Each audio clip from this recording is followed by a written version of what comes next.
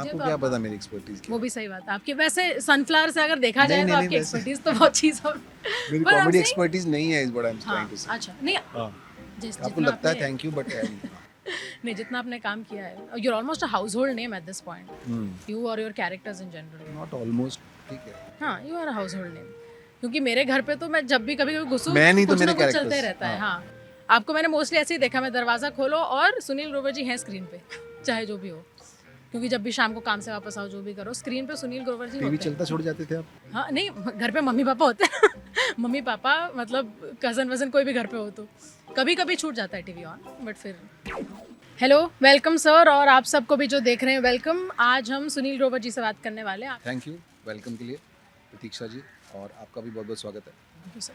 Sorry, मेरे हाथ में चाय है और नहीं मैं नहीं सर, आराम से लौंग खा आराम रहा से आप पिए, आराम से चाय पीजिए। हूँ। मेरा मुंह आपको ऐसे ऐसा करते हुए नज़र आ रहा होगा, आपको लगता है पता नहीं क्या च्युइंगम चबा रहा है या हाँ, क्योंकि वो शालीनता नहीं कहा जाता उसको, कुछ खाते हो आप बात कर रहे हो तो मैं उसके लिए माफ़ी चाहता हूँ, पर मेरे ऑलरेडी मुंह में है। अब मैं कैमरा के सामने निकालूंगा तो और भी गंदा लगेगा। ऑलरेडी एकदम से शुरू कर दिया आपने। कोई बात नहीं, हम ओके। आराम से बातचीत करेंगे। तो आपका तो लेगेसी है सर, फर्स्ट जो इंडिया का साइलेंट सिटकॉम था उसमें भी आप थे। हाँ, गूटर गू जब आता मुझे था, हाँ मेरे को अच्छा याद लगता है। था। हाँ बहुत याद है मुझे, बचपन में देखा करते थे हम रोज़ प्राइम टाइम पे आता था। मैं भी बचपन में ही था। हाँ, हम आपके करियर पे आते हैं। आप इंडिया में जाने जाते हैं as like this one comedian, जिनका मतलब सुनील ग्रोवर का नाम सुने तो लोगों को पता है कि इनकी कॉमेडी और comedic timing is brilliant, right? तो डू यू थिंक कि comedy as an art, do you think it is something that's inbuilt when you are born, या कि मतलब can it be trained over time? दोनों हैं। Comedy करने की चाह सबसे ज़्यादा इम्पोर्टेंट है। तो वो चाह होनी बहुत ज़रूरी है।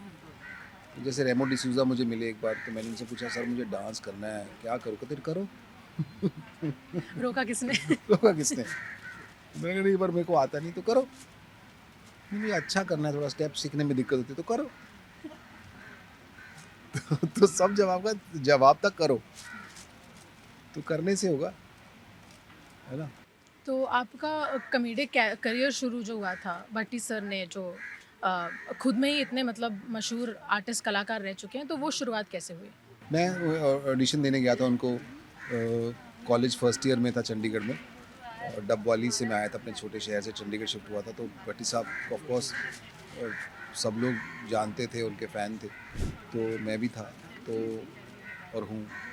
तो उनको मैं फिर ऑडिशन, मुझे पता चला कि दे हो रहे हैं, तो मैं देने गया, और वहाँ पे उन्होंने, जो उनके कॉलीग थे कश्यप साहब, उन्होंने फ़ोटो के पीछे मेरा नाम लिख दिया क्लर्क टाइप, जो मुझे बाद में दिखाया गया कि क्लर्क टाइप रोल के लिए इसको बुलाएंगे। पर अलग अलग छोटे छोटे रोल उनके साथ करता था, और कॉमेडी के बारे में मुझे उनसे कुछ सीखने को, जानने को, इंट्रोडक्शन हुई मेरी।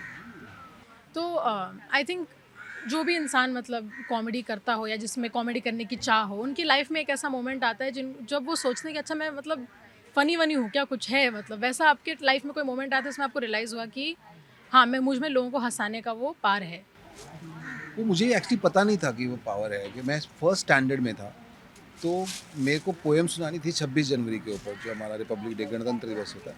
तो मुझे पोएम सुनानी थी, और मैं माइक पे पहुंचा, माइक ऊपर था, तो हमारे पीटी सर आए, उन्होंने नीचे कर दिया माइक, और मैंने पोएम जाते शुरू कर दी, माइक यहाँ पे है, और कहते डट जा, मतलब रुक जा। तो मैंने ऐसे करके जीभ निकाली, तो जितने लोग थे स्कूल में सब लोग हंसने लगे। तो मुझे समझ नहीं आया कि ये क्यों हंस रहे हैं, तो मुझे लगा इसमें कुछ है, ऐसा वैसा करो जो अनएक्सपेक्टेड है, या बाय चांस होगा तो लोग हंसते हैं। तो वहाँ से मुझे पहला सुर मिला, और फिर मैं रिश्तेदारों की कॉपी करता था, नकल उतारता था।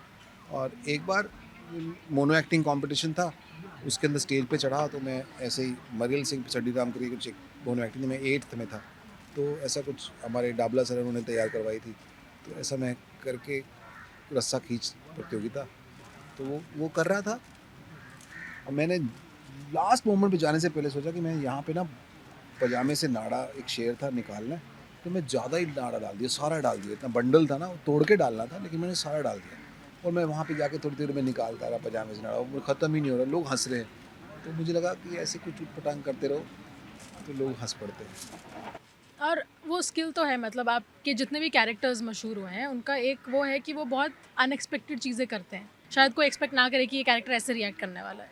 तो आप जब कैरेक्टर वर्क करते हैं, जब आप किसी कैरेक्टर को प्रिपेयर करते हैं, स्पेशली गुत्थी जो आपका कैरेक्टर है, जो ऑलमोस्ट सिनोनिमस हो गया था फेम के कंपैरिजन में अगर देखें तो उन कैरेक्टर्स के लिए आपने कैसे प्रिपेयर किया? कैरेक्टर पे डिपेंड करता है, और साथ में ये भी डिपेंड करता है कि किस फॉर्मेट में कर रहे हैं आप। फिक्शनल है, नॉन फिक्शनल है, कॉमेडी है, लेकिन कॉमेडी भी किस तरह की कॉमेडी है, रियलिस्टिक है या थोड़ी सी ओवर द टॉप है। तो जो उसका सुर है उसके मुताबिक आप कैरेक्टर को कंसीव करते हैं और फिर उसको एग्जीक्यूट करते हैं। तो डिपेंड्स ऑन द फॉर्मेट, उस हिसाब से किसी का आपको कैरिकेचर बनाने की ज़रूरत होती है, किसी का नहीं, किसी का रियलिस्टिक रखना है, या किसी का बहुत ज़्यादा रियलिस्टिक रखना है, किसी का बॉर्डर लाइन है। तो depends on the storyteller also, how he wants to tell the story. Fictional story है अगर, और उसको किस तरह से दिखाया जाएगा। आपको कौन सा कैरेक्टर ऐसा लगता है जिसमें आपको ज़्यादा काम करना पड़ा टू गेट इट राइट? सब कैरेक्टर्स के ऊपर काम करना ही पड़ता है, पर सनफ्लावर में मुझे मेहनत करनी पड़ी। काफ़ी सारे इमोशंस थे उस कैरेक्टर के। तो सोनू जो कैरेक्टर सोनू, था, हाँ जी। काफ़ी अच्छा शो है। तो हाँ, अच्छा, तो बहुत फैंस ये आपसे पूछते रहते कि वो सेकंड सीजन कब आ रहा है? अभी शूट कर रहे हैं हम लोग। चल रहा है शूटिंग ऑलरेडी? जी। चलो अच्छा, गुड न्यूज़ है फैंस के लिए। हाँ। आपके ट्विटर पे रोज़ कोई ना कोई पूछता है सनफ्लावर हाँ, सीजन 2 हाँ, किधर है। आएगा। And मैं भी एक्साइटेड हूँ काफ़ी सीजन 2 के लिए। Thank you. Also was there a moment आपके करियर में वेर आपको लगा कि यहाँ से चीज़ें ऐसे टेक ऑफ कर गई? जी, नहीं। अच्छा ही चल रहा है? टेक ऑफ मतलब अनएक्सपेक्टेड होता है। जैसे मेरे कैरेक्टर रिएक्ट करते हैं ना, वैसे मेरी किस्मत भी रिएक्ट करती है। पर हाँ, करते चलो तो कुछ ना कुछ हो जाएगा, आई गेस। नहीं करता तो शायद नहीं होता। कई चीज़ें मैंने बेमन के साथ की है, या ऐसा लगता कि इनका कुछ नहीं होने वाला, कर लो, वो चल जाती हैं। या कई चीज़ें ऐसी होती थी कि बहुत लगता था कि यार ये तो एकदम बैंग ऑन है, ये तो ठीक है, वो कुछ नहीं हुआ उनका।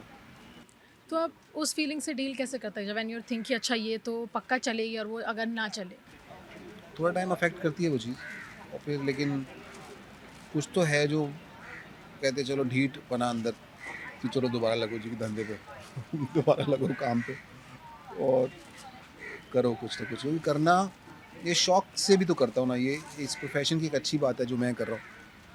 मेरा शौक है ये प्रोफेशन, मुझे अच्छा लगता है। मुझे लगता है कि मैं शायद यही करने के लिए पैदा हुआ हूँ, और मुझे यही आता है और यही अच्छा लगता है।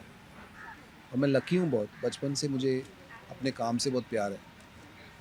डू यू थिंक कि टीवी का format is something that you love more, और डू यू लाइक फिल्म मोर, और इज जस्ट काम काम है? मैं आजकल फिक्शन बहुत इन्जॉय कर रहा हूँ, क्योंकि एक नॉन फिक्शन का माहौल मैं काफ़ी जी चुका हूँ, मैंने एक्सपीरियंस कर लिया है। ये मैंने ज़्यादा एक्सपीरियंस नहीं किया है। और इसके अंदर क्या है, हर एक नए प्रोजेक्ट के साथ आपको एक नया कैरेक्टर करने को मिलता है। ये एक नई चीज़ है मेरी दुनिया में, और नए नए कैरेक्टर्स, नए नए माइंड के साथ, जो किसी और का माइंड सेट था। टीवी पे आपके माइंड सेट के कैरेक्टर होते हैं जो आपने सोचे हुए हैं। वहाँ पे क्योंकि कोई आपके लिए डेवलप नहीं करके देता है नॉन फिक्शन फॉर्मेट में। यहाँ पे किसी और के, मोस्टली किसी और के दिमाग की उपज होती है, जो सोचा होता है उसको आपको अपना बनाना है। तो getting into their mindset through them, as in characters mindset through writers mind, is beautiful. ठीक है, मैंने आपको पहले ही बोला था ऐसा कोई सवाल नहीं पूछूंगी जो आपको आंसर नहीं करना होगा, है ना? लेकिन मुझे जेन्युइनली ये खुद भी जानना था कि जब कभी कंट्रोवर्सीज क्रिएट होता है, and it's true, public life है, controversies are normal, how do you decide कि इस चीज़ के बारे में बात करनी है, इस चीज़ के बारे में बात नहीं करनी है? जिनके ऊपर बहुत सारी बातें हो चुकी हैं ऑलरेडी, उनके ऊपर क्यों बात करनी? ऑलरेडी आपने बड़ा कुछ बोल दिया, कह लिया, और कई टॉपिक आपको पसंद ही नहीं है, तो आप क्यों बात करेंगे? सही बात है, क्योंकि अगर मतलब उसमें घुसना ही क्यों है? और कई टॉपिक्स जिनकी आपको जानकारी भी नहीं है।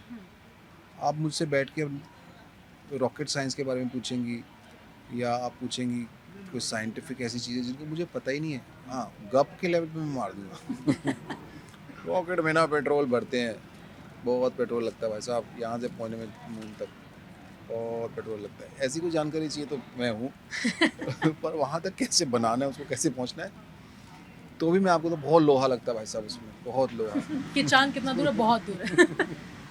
तो ऐसी जानकारी फिर सवाल क्यों ही पूछे जाए। सही है, सही। मेरे को एक आखिरी सवाल आपसे ये है कि अगर आपके पास कोई आए और आपको बोले कि ये कोई नया एक्टर है, ठीक है? और आप इसको मेंटर कीजिए, ठीक, तो आप उनको ऐसी एक क्या चीज़ सिखाएँगे? ये बड़ा एक इंडिविजुअल आर्ट है, जो आपके अंदर है ना, वो पहचानना बहुत ज़रूरी है। हम लोग ये ऐसा करता है, ये वैसा करता है, उसके चक्कर में 15-20 साल वेस्ट कर देते हैं। मैंने तो किए हैं। हुँ। आपके अंदर क्या है, आप कौन हो, अपने आप के साथ टाइम बिताना और आप अपना जो एक्सप्रेशन है, उसको उस तरीके से डालना, इंडिविजुअलिटी जो होती है, जो वो उसको उजागर करना, वो ढूँढो, वो पहचानो और उसको फिर शुरू करो। Thank you so much sir, आपने हमसे बात की। आपसे बात करके बहुत अच्छा लगा थैंक यू, मुझे भी एंड बड़ा अच्छा लगा आपसे बात करके।